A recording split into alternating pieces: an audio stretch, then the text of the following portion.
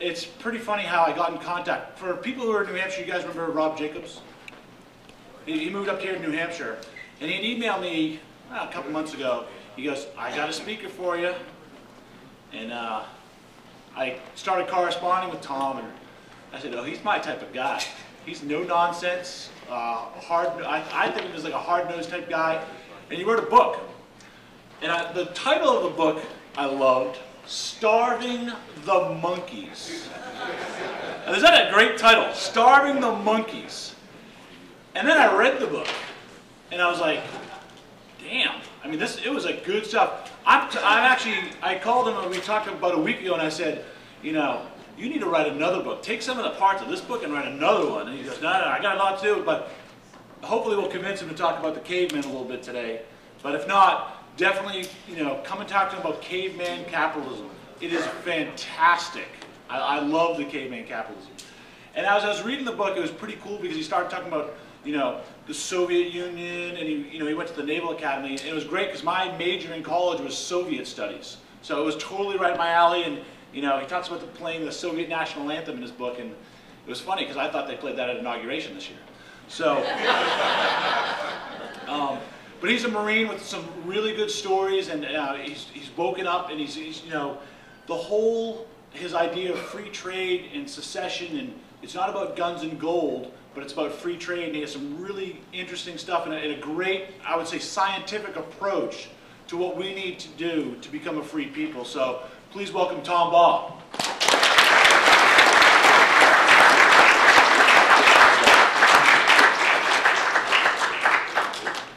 Hey guys, I really appreciate the invitation to come here. And there's a lot I would like to talk about, but we're limited in time.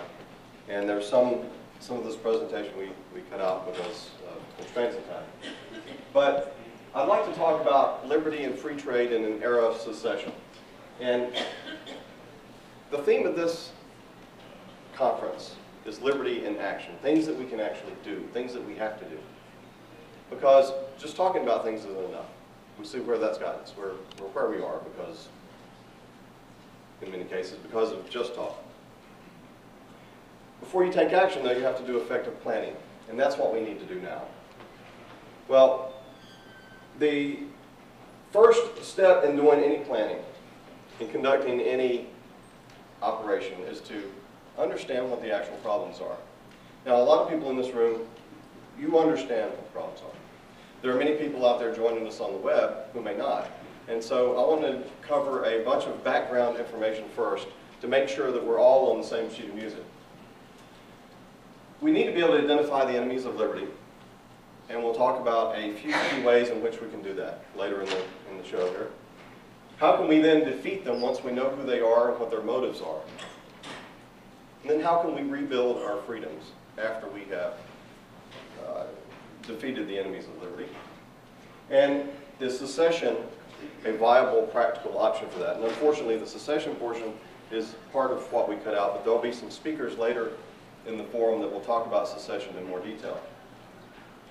The problem is that neither socialism nor corporatism can feed 400 million people if we ever get to that point.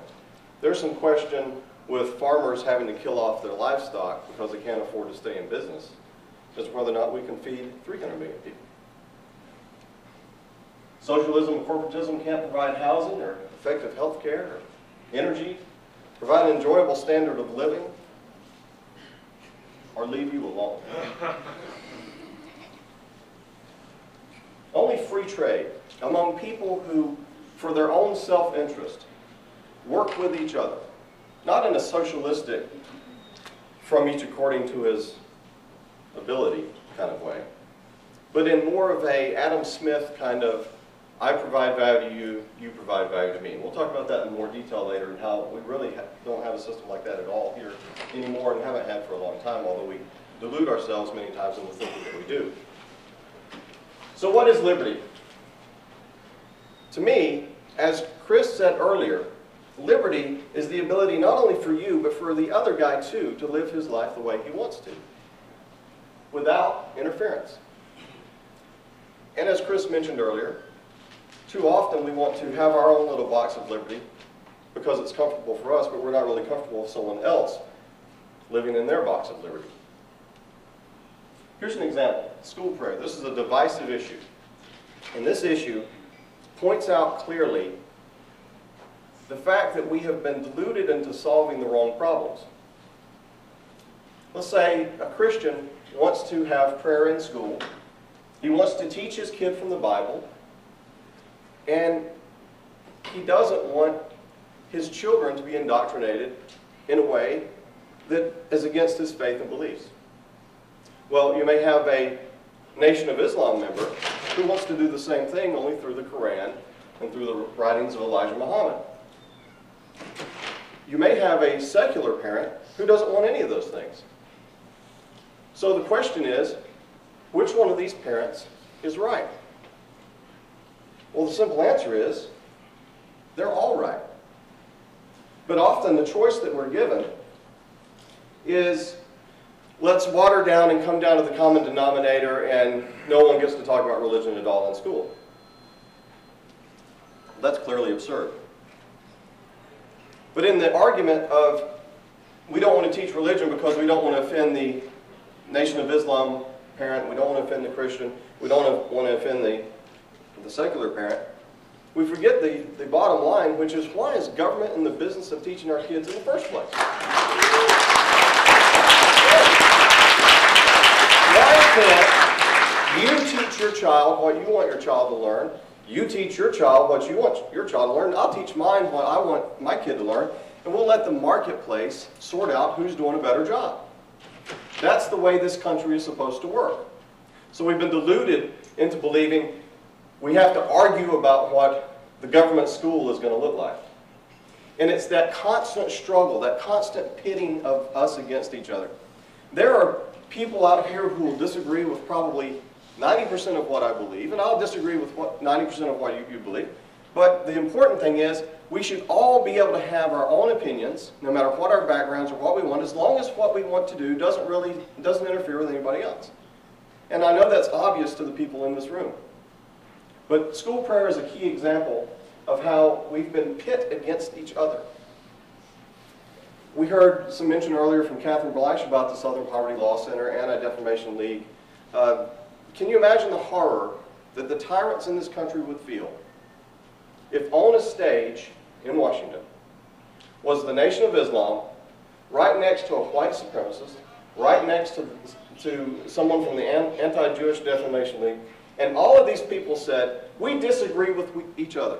But the one thing we agree on is that you do not get to continue to pit us against each other and make us fight each other, because we want to live our lives, we want to teach our children the way we want them to live, and we're not going to fight each other anymore. But we do agree that we're not going to let you fight us either. Tyrants fear the lack of conflict. And we'll talk about that more in the presentation.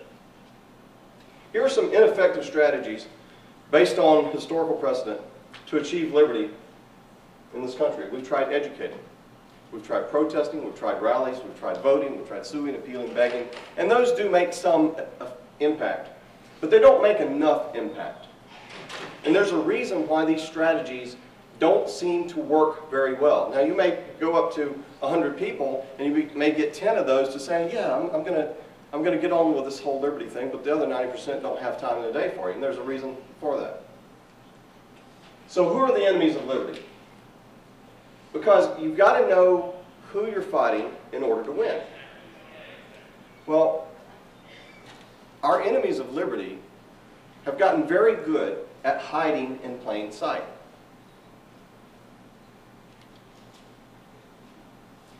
In general, we've been spectacularly bad at identifying the enemies of liberty, because our brain wants to cling to a model of the world that makes sense.